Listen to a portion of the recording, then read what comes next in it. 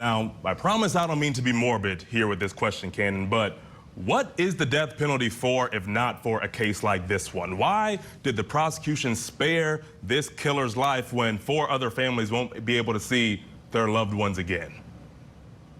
So I believe the reason why, Cody, is because the prosecution, the court system wanted to save the community a long, drawn-out trial. Mr. Kohberger had a team that was ready to fight, and even though he would have lost, we would have continued to play this over and over and over into the new year of 2026.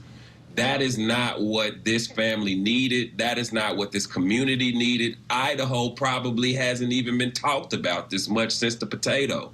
So in general, it is not what this community wanted to see, and so they pushed for him to plea, and he did, and so he saved this community a lot of heartache and pain by going ahead and going on to prison with Big D.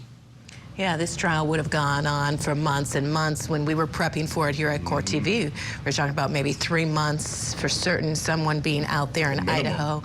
Yeah, an entire crew, but then it was resolved, and it was shocking, and that it ended up being resolved in the way it was, just because so much planning had gone into covering it, and the families just were, a lot of them, very surprised at what took place. I fully support this winning the big moment and what you pick to be the big moment and giving the families the opportunity to get some closure. You know, this is the only way that they have. This is the only opportunity that they would have to speak to Kohberger, and I'm really proud of them for taking that opportunity and really standing up for themselves.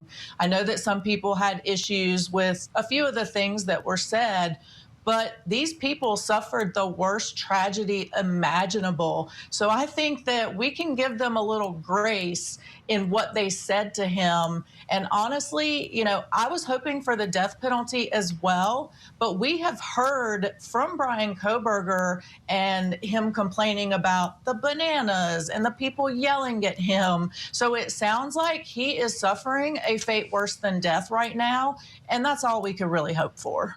Do you think this is, in a way, justice for these families? It's justice as best as possible.